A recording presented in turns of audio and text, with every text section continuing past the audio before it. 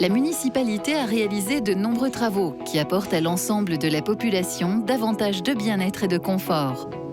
L'école élémentaire Pasteur a été rénovée du sol au plafond.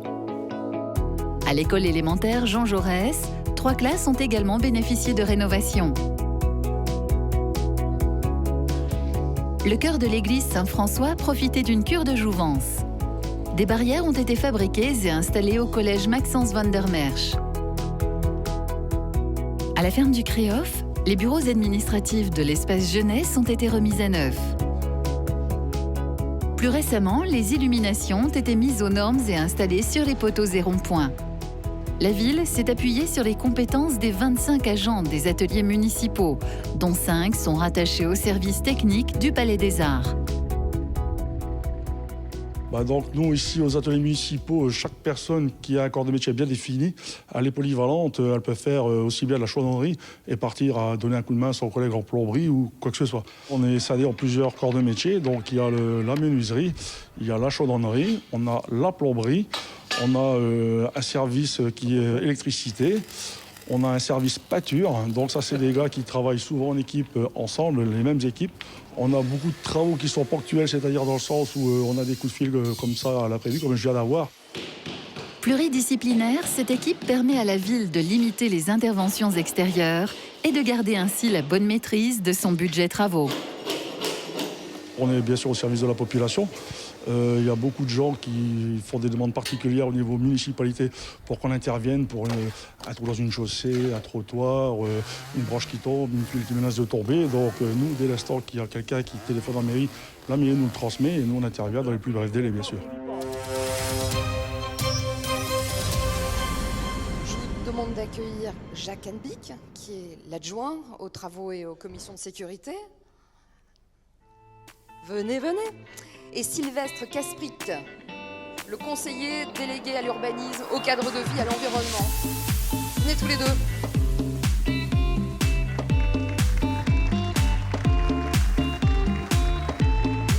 Bonjour.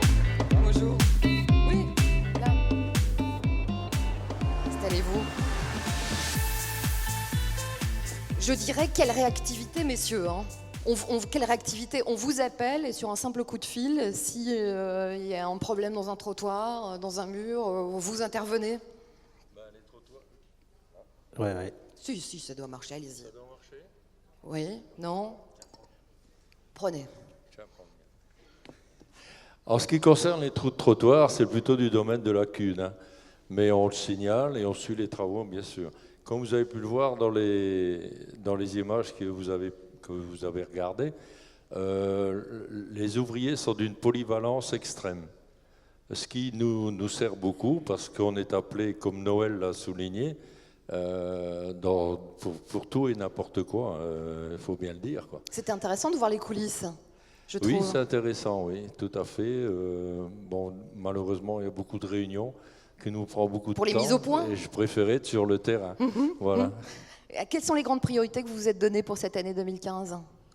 Alors pour cette année 2015, il y a la réfection du préau là, devant le palais. Il y a, j'espère, le beffroi qui va être reconditionné. La poursuite des travaux d'école et surtout tout ce qui est PMR, personnes à mobilité réduite, mais qui englobe tout type d'handicap. Ce n'est pas réservé à un seul type d'handicap.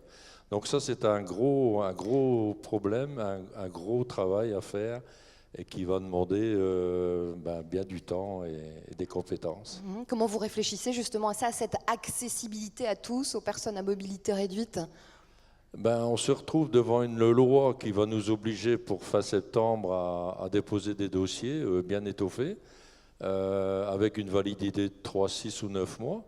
Et ce qui fait que il faudra bien chiffrer, quantifier, et puis commencer à faire les travaux qui normalement auraient déjà dû commencer 2005, mais malheureusement, ça ne s'est pas fait. Et toujours dans un souci de la meilleure économie, j'imagine. La meilleure économie, bien sûr. Actuellement, c'est vrai que les factures sont plutôt salées, quoi, du fait qu'il y a énormément à entretenir, et c'est ce qui est malheureux. Sylvestre avec nous, conseiller délégué à l'urbanisme, au cadre de vie et à l'environnement. Il faut qu'on parle de la propreté de la ville et de la beauté de la ville, parce que ça, c'est un versant aussi qui est très important. Oui, tout à fait. Dans notre ville, bon, jusqu'à maintenant, on va dire, on bâtissait, mais on a très peu de retours, on va dire, de fleurs, de choses comme ça, des poubelles, et voilà. Donc l'année passée, on a accentué ça, on a mis en place des jardinières tout le long de la route, on a fait pas mal de travaux, balayeuses pour nettoyer la route, etc. Donc c'est important tout ça, et on le voit, les gens sont très, très contents de voir qu'enfin il y a des fleurs à Capelle-la-Grande. Alors les habitants sont contents, mais vous m'avez dit que vous aussi vous étiez contents parce qu'il y a vraiment aussi une amélioration de la citoyenneté, et vous voyez qu'au fil des mois, même des années, si on regarde en arrière et si on regarde aujourd'hui, la ville est de plus en plus propre. Oui, on a accentué un peu tout ça sur le principe des poubelles, le principe, la mise en place des récupérateurs on va dire, de tout ce qui est linge, etc. Donc voilà, on a fait des choses et on voit que les gens s'y intéressent. Les poubelles sont pleines tout le temps, Ouais. donc ce qui est très très agréable de voir que ça sert à quelque chose.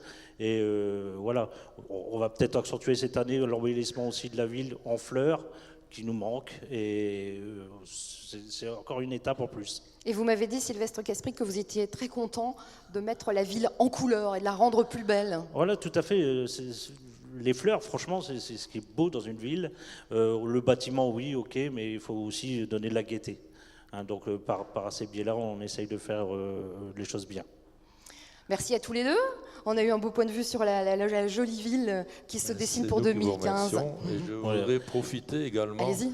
de remercier les agents à qui j'ai affaire à la CUD, à la communauté urbaine, qui sont des gens très compétents, à notre écoute, et qui, moi, personnellement, dans mon secteur, m'aident beaucoup. Et je voudrais les remercier. Le message est passé. Et en même temps, remercier quand même le service technique, nos services techniques, qui sont vraiment excellents et qui travaillent vraiment durement. Et je trouve qu'ils donnent beaucoup. Donc il faut quand même les remercier. Ils font du très bon boulot. Merci à vous, merci à tous les deux. Sous vos applaudissements, s'il vous plaît.